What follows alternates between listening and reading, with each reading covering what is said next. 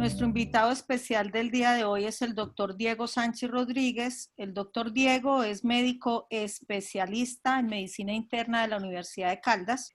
Tiene su especialidad en enfermedades infecciosas de la Universidad de Antioquia, profesor de posgrado de la Universidad de Caldas y médico de CES y Hospital Santa Sofía. Muchísimas gracias, doctor Diego, por aceptar la invitación y el auditorio es todo suyo. Bienvenido. Bueno, doctora, muchas gracias. Realmente pues es un gusto estar por acá compartiendo con ustedes. Agradezco a los residentes también por la invitación y por tenerme siempre en cuenta para estos eventos académicos. Bueno, muy bien, entonces vamos a hablar de vacunas en SARS-CoV-2. Este es un tema que tengo que empezar con esto. Lo primero es que yo no tengo ningún conflicto de interés, pero tengo que reconocer que tampoco tengo ningún tipo de experiencia en vacunas o en estudios con vacunas con SARS-CoV-2. Y creo que es una limitación que tenemos todos en este momento y cuando uno se enfrenta a compartir un tema de estos y se da cuenta que no tiene ningún tipo de experiencia en el ámbito clínico, pues se hace todo muy difícil, ¿sí?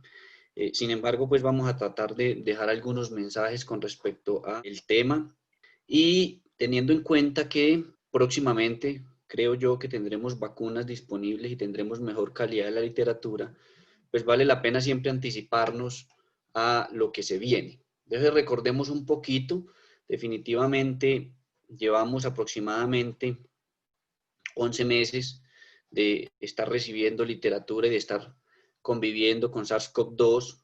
Es el séptimo coronavirus humano y el quinto proveniente de los murciélagos. Definitivamente, cuando nos enfrentamos a esta pandemia, la primera pandemia pues para muchos, definitivamente nos damos cuenta que hay que buscar todas las estrategias para tratar de disminuir esa transmisión que lleva a gran mortalidad.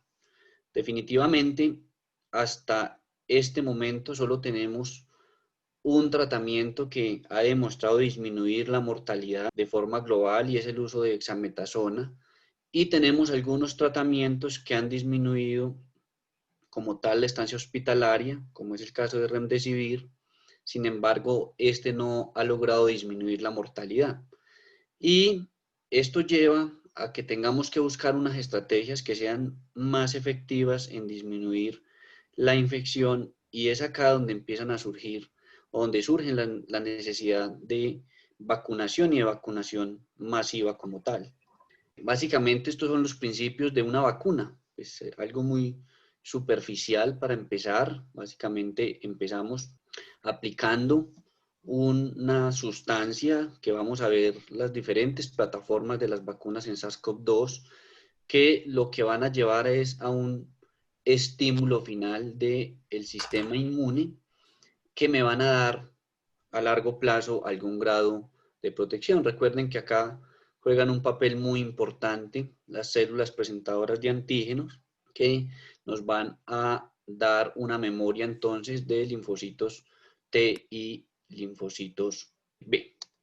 Este es el objetivo entonces de una vacuna. Miremos cómo en el lado izquierdo de mi diapositiva tenemos el comportamiento natural después de una infección. Entonces vemos cómo llega la infección, tenemos unos agentes acá que están infectando, que por decirlo así tienen una carga viral significativa y viene un incremento de células T que desciende en el tiempo lentamente, pero hay un incremento sostenido de anticuerpos. ¿Qué pasa cuando hay una nueva infección? Entonces viene un segundo estímulo, rápidamente hay un ascenso de células T y estos anticuerpos que ya estaban presentes, pues tienen un nuevo ascenso, ¿sí? Es básicamente lo que pasaría o el comportamiento natural. Pero ¿qué pasa cuando hay vacunación? Entonces, si hay vacunación, lo que yo voy a encontrar es aplicar unas partículas que van a generar esa misma respuesta inmune.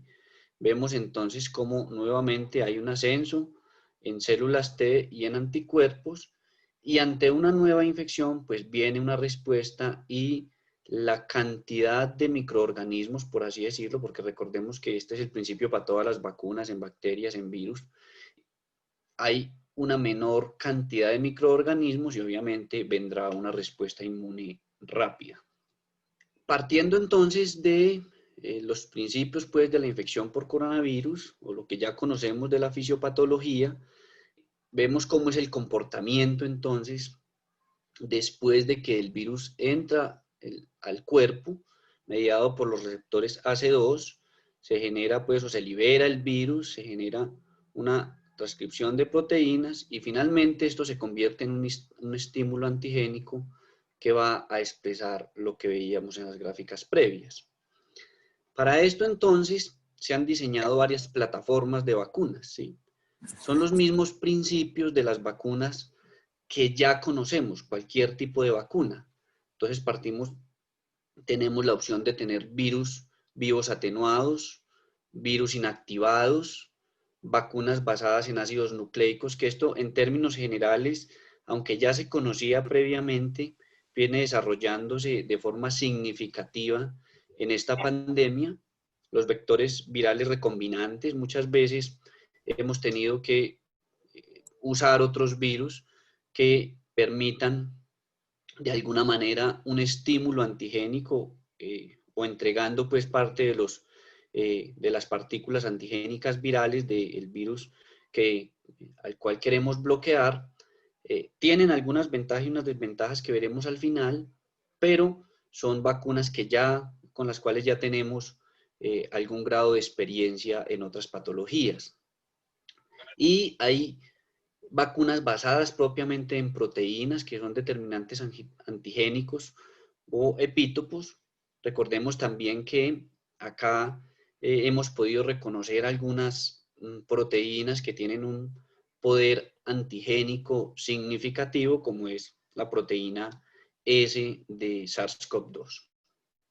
Y partículas similares a virus que por así decirlo, es como una estructura que no, como un elemento que es similar a un virus, pero no tiene la capacidad de infectar y no tiene tampoco material genético. Recordemos que las vacunas como tal, cualquiera de estas plataformas que se haya utilizado a lo largo del tiempo, han logrado contener grandes pandemias.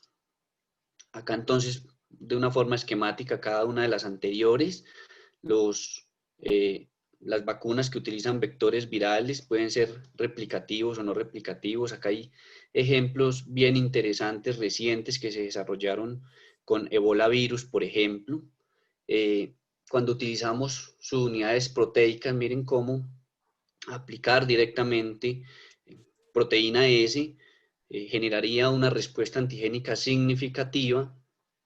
Y estas partículas similares a virus que ustedes ven como la estructura del virus, pero no hay nada en su interior, entonces básicamente permitiría una buena seguridad.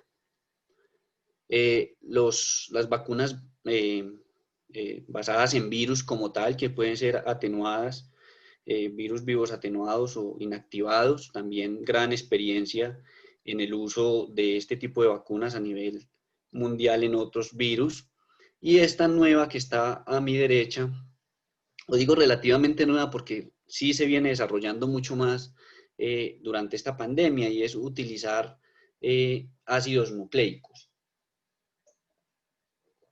En ese sentido, vamos a ver cómo las vacunas que en este momento tienen mayor potencial de ser útiles son vacunas basadas en ARN mensajero, y en ese sentido hemos ido avanzando. Sin embargo, como no tenemos bastante experiencia, pues hay algunos riesgos que también destacaremos al final.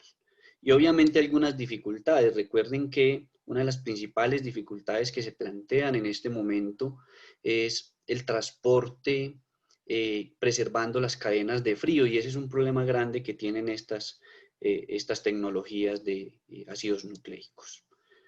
Estos entonces son algunos ejemplos de las vacunas que se han utilizado a lo largo del tiempo. Miren cómo desde proteínas, partículas similares a virus, virus vivos, han generado vacunas de gran importancia, incluso en patologías que en este momento consideramos resueltas o erradicadas pues, de la humanidad. Este es el desarrollo tradicional de las vacunas, ¿cierto? Recordemos cómo para lograr una vacuna se inicia con algunos estudios en animales, primero estudios in vitro, después estudios en animales y después pasamos a las fases de desarrollo de las vacunas en humanos, ¿sí? Estos procesos preclínicos pues realmente son fáciles de controlar porque uno en el modelo animal puede controlar todas las variables, ¿cierto? He tenido la experiencia pues con modelo animal, no en vacunas, pero sí en resistencia bacteriana, y realmente todo es muy predecible. Sin embargo, cuando eso pasa desde el modelo animal a el humano, hay muchas diferencias. En ese sentido, muchas de las vacunas pueden quedarse en este nivel y no avanzar a las fases de estudios en humanos. Este proceso en épocas de no pandemia tarda entre 10 y 15 años en desarrollarse pues todo el proceso o salir aprobada una vacuna por las diversas entidades responsables.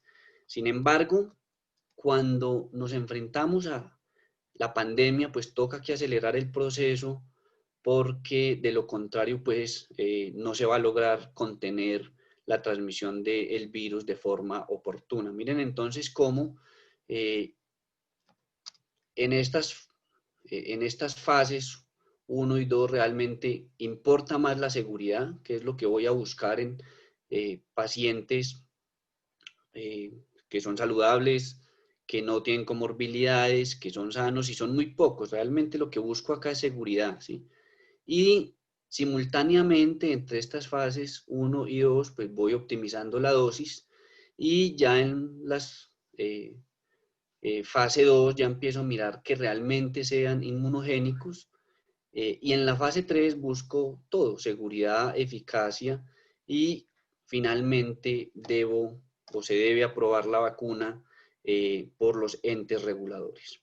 Posteriormente vienen los estudios post-marketing, ¿sí? Que son muy importantes, en especial en reacciones adversas que han hecho incluso que se retiren vacunas del mercado. Un ejemplo de ello cercano fueron algunas reacciones adversas con vacunas como influenza virus, principalmente cuando se pretendía utilizar la vía nasal con la concepción de que utilizar una vía nasal y de alguna manera podría estimular el sistema inmune propio pues, de las mucosas. Bien, entonces, como les venía diciendo, realmente hay que acelerar el proceso y estas fases en épocas de pandemia, en términos generales, hay que unificarlas. Entonces, los estudios pueden incluir las dos fases de una forma simultánea, de forma tal que logremos acelerar el proceso. Pero vienen estos desafíos. Lo primero es cómo seleccionar un inmunógeno potente. Nos hemos dado cuenta entonces que la proteína Spike es uno de los inmunógenos más prometedores. Hay que diseñar un antígeno que asegure una inmunidad óptima, que podría ser una proteína entera, que puede ser una parte de la proteína como el dominio de unión al receptor. Hay que tener un control y evaluación de los efectos adversos, que esto es muy importante, buscando siempre que haya seguridad. Y recordemos cómo, de alguna manera, las pandemias, la aparición de otros virus, de otros coronavirus como MERS y SARS, nos permitieron conocer un poco de la inmunidad de estos virus y en términos globales tener un poco de ventaja para el desarrollo de las vacunas que vienen desarrollándose en este momento. Pero surgen algunas dudas que también conocemos de la experiencia de MERS y SARS, y es que hay exacerbación de algunas enfermedades, principalmente enfermedades pulmonares, En ese sentido, pues se abren las alarmas y tiene que ser uno más cauto. Tengamos en cuenta también que hay que buscar como los mecanismos, si vamos a buscar como respuesta mediada por anticuerpos o el efecto directo de la vacuna, de los antígenos, la búsqueda de ayudantes. Algunos virus se buscan o, porque son más inmunógenos que otros. Sobre la protección, pues hay que buscar la duración como tal de la inmunidad, que sigue siendo desconocida. Tengan en cuenta que no conocemos tampoco cómo es la inmunidad natural de forma certera. En ese sentido, ni siquiera sabemos, al principio pensábamos que no había reinfección, ya se habla de reinfección cada vez con más claridad. Entonces, en esos términos no conocemos la inmunidad natural. Resulta más difícil predecir cómo va a ser el comportamiento de las vacunas a largo plazo. Así las cosas, pues no sabemos si tendremos que pasar a un protocolo de inmunización como pasa con influenza, es decir, al menos vacunarnos una vez al año en poblaciones inmunosuprimidas 2 veces al año, bueno, con algunas consideraciones que se irán conociendo a futuro. Y se planteaba si una dosis era suficiente y vemos cómo casi todos los protocolos de estudio vienen incluyendo doble dosis, de forma que esa respuesta de anticuerpos y esa producción de anticuerpos neutralizantes perdure en el tiempo.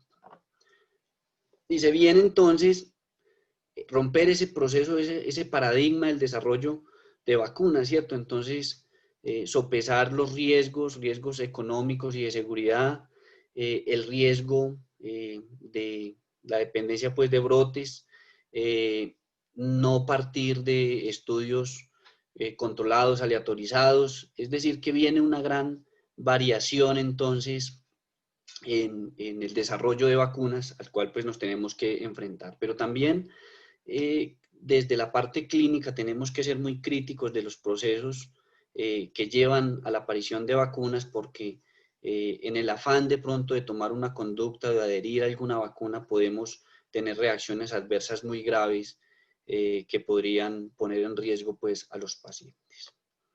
Un gran avance, que esto se logró pues rápidamente tras conocer SARS-CoV-2, fue básicamente conocer el genoma viral, ¿cierto? Y de acá se avanza de forma significativa en las vacunas.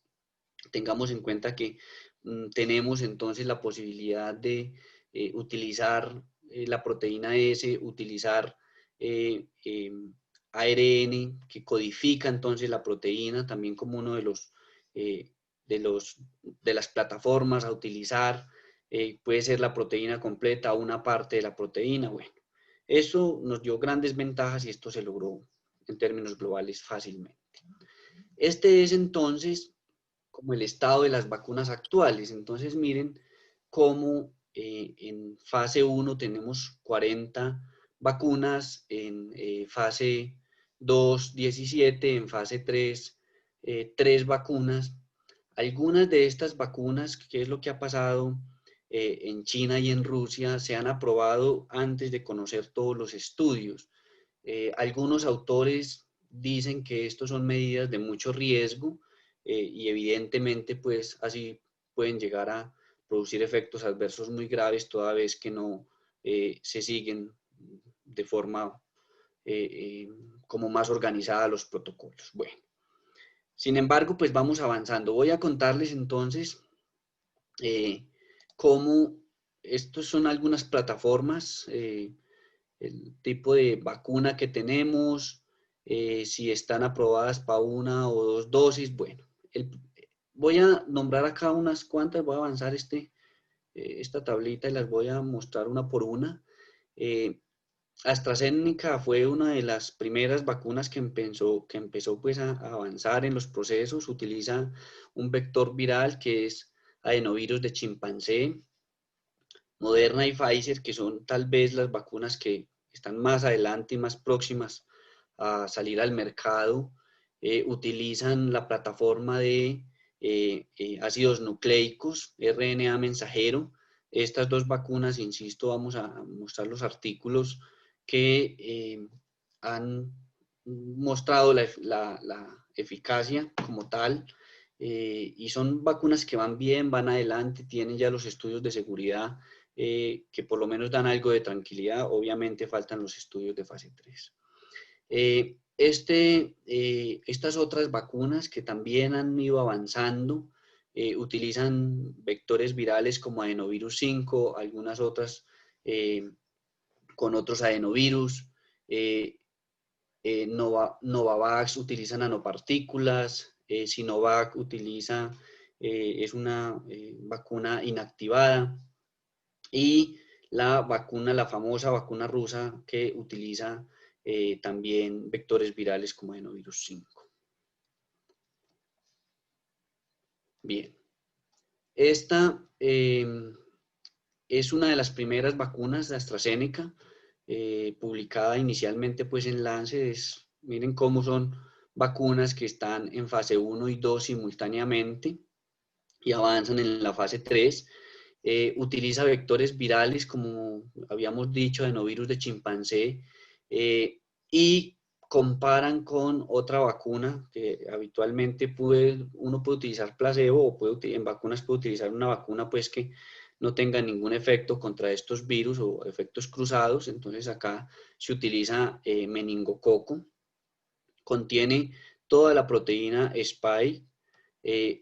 Se estudiaron entonces adultos sanos sin diagnóstico previo de SARS-CoV-2, y no todos los pacientes pues se estudiaron para descartar que hubiesen tenido exposición a SARS-CoV-2. Se utilizan entonces una dosis inicial con un booster a los 28 días y buscan lo que buscan los estudios en fase 1 y 2, eficacia y seguridad. Se busca entonces respuesta humoral y respuesta celular.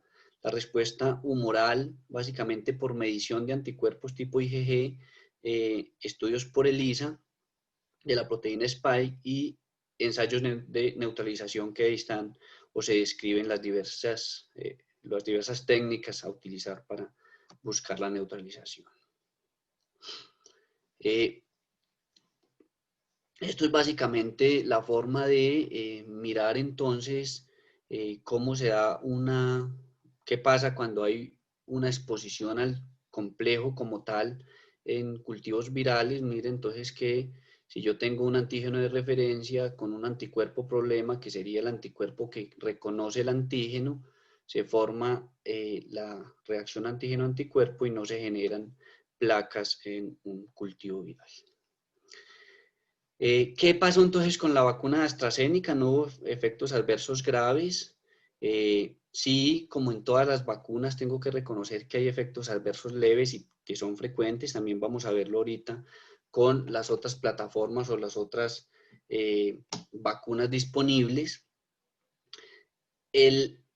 Los títulos de IgG, cuando se estudian por ELISA contra la proteína Spike, aumentaron de forma significativa en el día 28, y se encuentran anticuerpos neutralizantes, que finalmente es una de las medidas más importantes por las diferentes técnicas que se utilizan, hasta en el 100% de las muestras examinadas. Y cuando se utiliza un booster, todos tenían anticuerpos neutralizantes, que eso de acá básicamente vemos la importancia de una segunda dosis. Acá está de forma gráfica, en unidades, es básicamente la forma de medir los anticuerpos. Miremos entonces cómo si yo aplico meningococo, pues no voy a tener anticuerpos como tal, pero con la vacunación definitivamente, si aplico la primera dosis, si aplico la segunda dosis, y cuando comparo, que este comparador es bien importante, utilizar muestras de plasma convaleciente, lo que nos permite reconocer más o menos cuál es el comportamiento de esos anticuerpos y compararlos con un paciente que hizo inmunidad natural. Me voy a pasar esta que muestra casi lo mismo, el comportamiento a lo largo del tiempo, que definitivamente si yo tengo el paciente vacunado contra meningococo, definitivamente no hay respuesta, pero a lo largo del tiempo, cuando doy la primera vacuna a los 28 días y de ahí en adelante, pues tengo respuesta como tal en anticuerpos y en anticuerpos neutralizantes. En la fase 3, recuerden ustedes cuando se sale la noticia rápidamente, una mujer en Reino Unido que era previamente sana y presentó mielitis transversa en el grupo de pacientes vacunados. Entonces, ahí fue necesario parar temporalmente el estudio y nuevamente se reinicia. Se paró el 6 de septiembre y el 12 de septiembre reinicia el proceso. En ese sentido, este estudio avanza y la meta entonces es tener 40.000 adultos voluntarios y de esa manera evaluar la prevención de infección como tal, que es una forma diferente de evaluar vacunas. Es ya evaluar directamente la capacidad de la vacuna de prevenir la infección. Se estima que en 2022 esté terminado este estudio. Moderna, entonces, que es uno de los principales, de las principales vacunas que van avanzando en este momento. Recuerden que utiliza ácidos nucleicos que codifica para la proteína Spike. Evalúa 3 dosis, 25, 100 y 250 microgramos, 2 aplicaciones con un intervalo de 28 días. En 45 adultos sanos, 15 pacientes por dosis, y acá también el mismo problema, pues no son tamizados para SARS-CoV-2, sin embargo, podemos decir, una de las formas de extrapolar o de saber si estaban o no expuestos previamente es ese comportamiento de anticuerpos iniciales y el comportamiento a lo largo del tiempo. Acá se evalúan anticuerpos neutralizantes por neutralización en placa, y lentivirus pseudotipado. Comparador en este sentido es la respuesta inmune de plasma convaleciente. Ya habíamos visto cómo en el estudio de AstraZeneca se utilizó y sigue siendo un comparador bien importante porque comparamos la respuesta inmune natural. Y la respuesta de células T es por medición de citoquinas.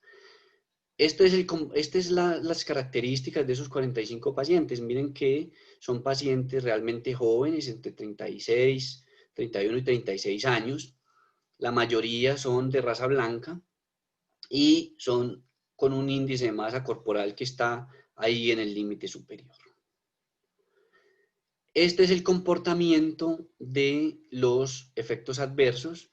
Veamos cómo se describen entre efectos adversos locales y efectos adversos sistémicos. Y verán ustedes en esta gráfica que dependiendo de la dosis, asimismo podrán aparecer los efectos adversos que pueden ser en esta parte inicial, que es cualquier síntoma sistémico. Vemos cómo esta dosis baja no genera tanta reacción sistémica, pero la dosis alta es un poco mayor y en la segunda dosis es mucho más significativa. Sin embargo, si seguimos viendo en todo el comportamiento de los efectos adversos, pues es muy frecuente. Sin embargo, es como lo esperado de todas las otras vacunas o lo que se estudia siempre en las demás vacunas, que son síntomas que no obligan a parar los estudios. Y este es el comportamiento entonces de la respuesta inmune como tal.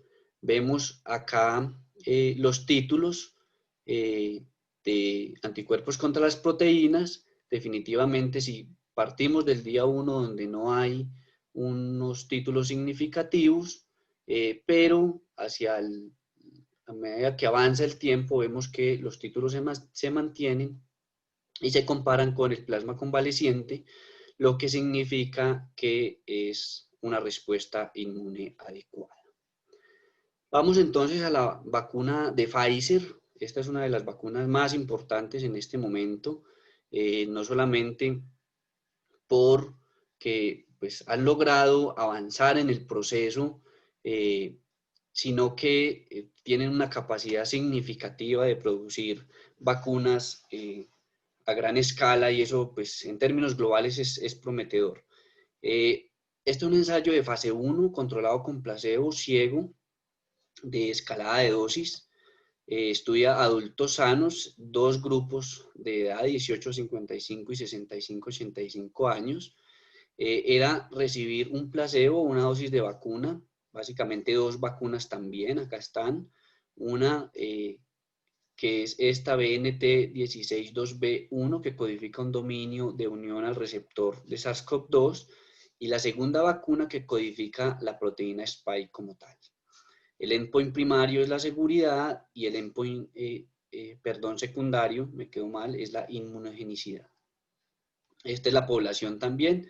Y ellos acá estudian dosis diferentes, 10, 20, 30, 100 microgramos. Acá en esta edad de 65-85, solo 3 dosis, 10, 20 y 30 microgramos. Está placebo. Y este es el comportamiento entonces de las reacciones adversas. Miren que dependiendo de la dosis, pues acá en este grupo que es entre los 18 y los 55 años, para esta primer vacuna, vemos cómo también se divide por dosis 1 y dosis 2, pues realmente sí hay algunos efectos adversos que están siempre presentes, sin embargo, ninguno que sea grave o que obligue a parar el estudio. Y voy a avanzar acá para mostrarles la respuesta o la inmunogenicidad como tal. Vemos cómo al comparar con placebo, que está al lado izquierdo de la diapositiva, no hay títulos significativos, pero miren que esta diferencia de las otras se aplicó entre el día 1 y 21. Estas flechitas indican el día de la vacunación y se estudian las diferentes dosis, 10, 20, 30, para cada una de las vacunas y para cada uno de los rangos de edad. Y acá abajo están los títulos de neutralización 50, que es el ID50, o lo que estudia dosis infectiva 50, con las diferentes dosis también, y vemos que definitivamente a lo largo del tiempo, después de la segunda dosis, hay incremento significativo, y acá por lo menos podemos decir que a la medición del día 35, pues hay anticuerpos neutralizantes. ¿Qué va a pasar después de eso? Todavía no lo sabemos, y no se puede dar como una opinión al respecto. Definitivamente vemos cómo dos dosis no se asocian a toxicidad grave, y la respuesta en términos globales es robusta. Son otras vacunas que no utilizan como tal ácidos nucleicos.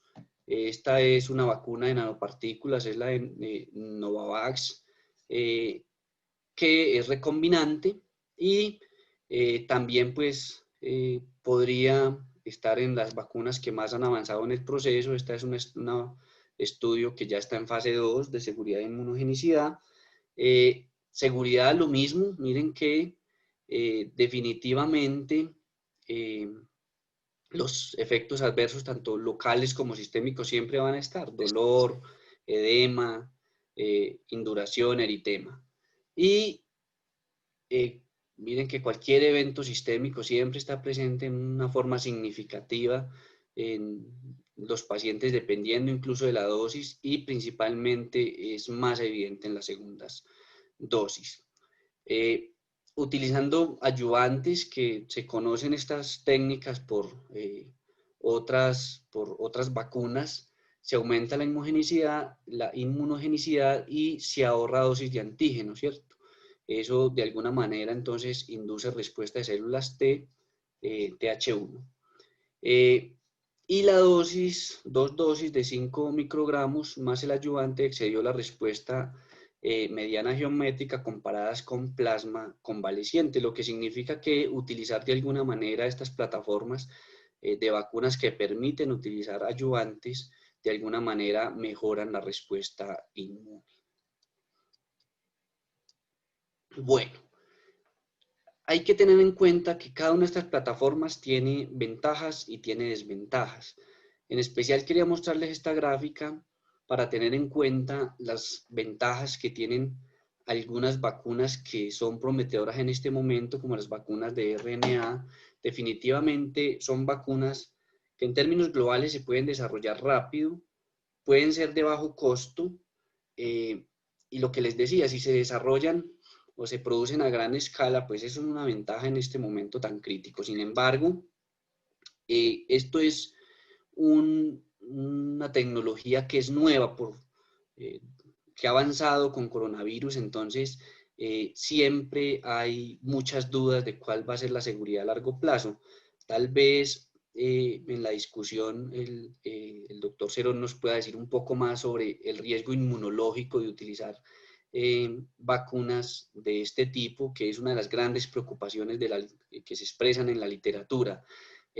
Y otro problema grande que se describe, pues ya se los decía al principio, es que este tipo de vacunas tiene mucha limitación en términos de mantener las cadenas de frío. Para nosotros eso puede ser un gran problema, pero se puede de alguna manera solucionar. Sin embargo, es uno de los problemas que preocupa en este momento para el ingreso al país de las vacunas. Se cree que ya se está solucionando, se habla pues de ello, sin embargo hay que tener ultracongeladores de -70, eso no es tan fácil y tan disponible, y puede ser un poco complejo. Esto es lo que sigue, los siguientes pasos, ¿cierto? Entonces, elegir quién es el grupo poblacional que debe vacunarse inicialmente. Se habla entonces de que hay que empezar con la población más expuesta en términos generales, los trabajadores de la salud, la población mayor, pacientes con algunas comorbilidades, minorías étnicas. En adelante, pues hay que empezar a definir los otros grupos poblacionales, ¿cierto? Y finalmente tratar de hacer una vacunación en masa. Esta gráfica en términos generales se ve muy simple, pero eso implicaría mucho tiempo y un paso pues muy organizado para lograr todos estos objetivos. Entonces,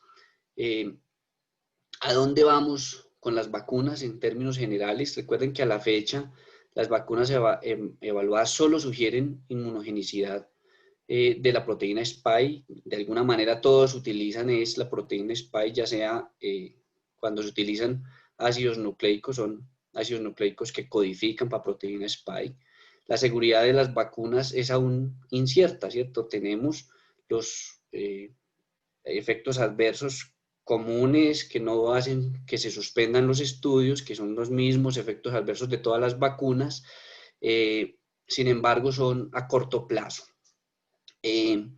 Ninguna de estas vacunas a la fecha puede evaluar o puede confirmar protección. Recordemos que eso se evalúa es en poblaciones que no se infectan y están realmente expuestas, que es como se han hecho, por ejemplo, las vacunas que fueron eficaces contra dengue, que se vacuna a una población que se expone todo el tiempo en un ambiente y finalmente se comparan con algunos pacientes que son controles en un mundo en que realmente hay exposición todos los días.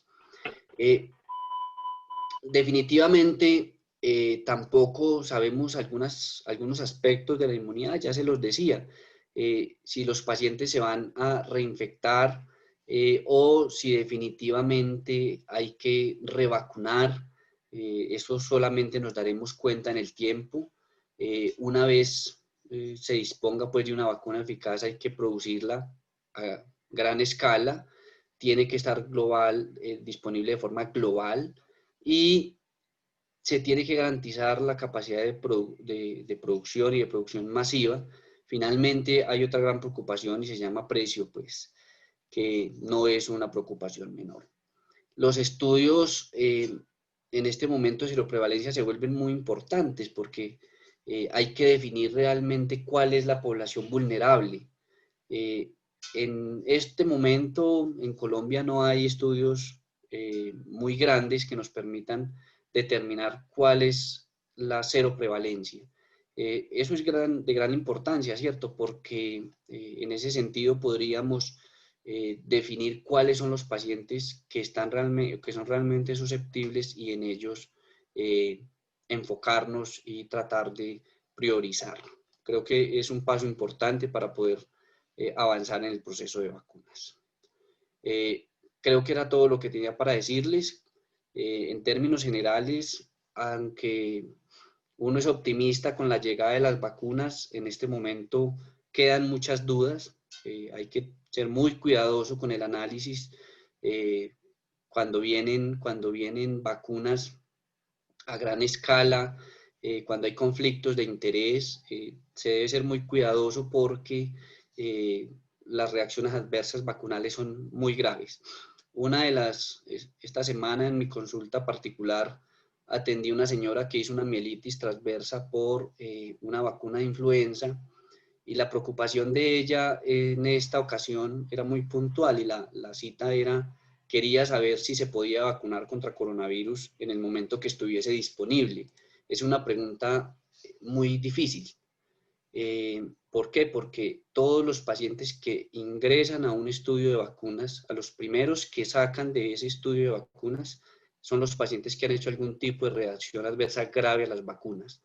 Entonces, en ese sentido, esta paciente debería salir del esquema de vacunación. Sin embargo, cuando es una paciente con factores de riesgo a infectarse y tener una enfermedad grave por coronavirus, pues hay que ponerlo en la balanza y aunque se vuelve muy difícil de decidir, pues se vuelve una decisión compartida entre el paciente y el médico en aras como de tomar la mejor decisión. En este momento, Colombia está trabajando, como hemos visto las declaraciones del ministro de Protección Social, en mirar qué vacunas compra, si la de Pfizer, si la de Moderna, si la de AstraZeneca. Pero aquí ha habido un pronunciamiento muy importante por parte de las sociedades científicas, porque como ustedes saben, y como lo dijo muy bien el doctor Diego, el estudio de cualquier medicamento o de una vacuna en específico se puede demorar entre 10 y 15 años. Aquí las fases están muy recortadas. Se ha hecho un proceso muy rápido, se ha hecho un estudio, digamos, muy acelerado de cada una de las fases. Y eso en cierta forma entonces preocupa porque Colombia, si empieza a aplicar la vacuna, tiene que tener mucha claridad en términos de eventos adversos de quién será la responsabilidad, si es de nuestro Sistema Nacional de Salud o si es de la CRO o el sponsor que vende la vacuna. Hasta el momento, el proceso que se ha seguido con todas las vacunas en el mundo es muy similar, como lo dijo el doctor Diego, al resto de vacunas.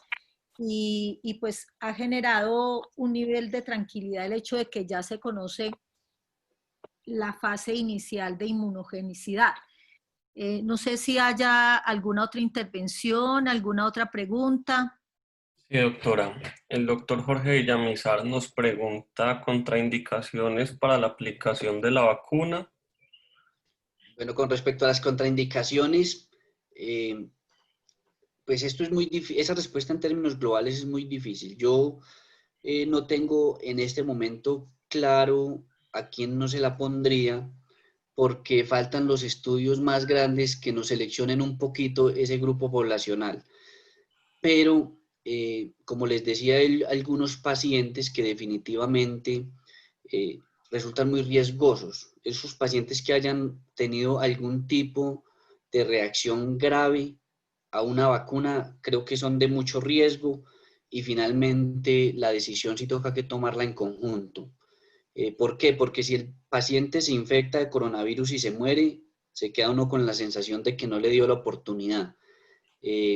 Pero por otro lado, si no lo vacuna, se queda uno pues si lo vacuna y le pasa algo, se queda uno con la sensación de que tenía mucho riesgo de una reacción severa. En nuestro medio creo que no son tan frecuentes las reacciones graves, pero ocasionalmente pues nosotros tenemos los sesgos porque es a nuestra consulta donde llegan los pacientes con reacciones graves, principalmente estas reacciones neurológicas. He visto algunos, incluso una colega que hizo una reacción, una neuropatía gravísima con una vacuna de influenza. Obviamente no era lo esperado, pero son pacientes en los que hay mucho riesgo. Creo que hay que empezar a depurarlo con el tiempo, no está tan claro en este momento cuáles serían las contraindicaciones absolutas, pero creo que iría por ese lado. No sé si el doctor Cerón tenga algunos pacientes en los que no se recomiende utilizar este tipo de vacunas, principalmente en lo que concierne a pacientes inmunosuprimidos. Sí, doctor, yo creo que aplica la experiencia que tenemos con otras vacunas. Definitivamente, si se considera que son virus vivos atenuados, pacientes que tengan inmunosupresión considerable, fuerte, no deben ser vacunados. Pero también está el otro lado, que es el paciente que no va a tener una buena respuesta. Por ejemplo, los pacientes que van a terapia biológica deben ser vacunados previamente. Muchas veces el tiempo de la premura de la actividad de la enfermedad no permite la vacunación completa, pero pacientes que sean vacunados, que sean tratados con anti-CD20 como rituximab, posiblemente su respuesta a la vacuna va a ser muy pobre y la idea es que sean vacunados por lo menos un mes antes. Tenemos todavía pues mucho que aprender, saber realmente cuál es el riesgo de alguna respuesta.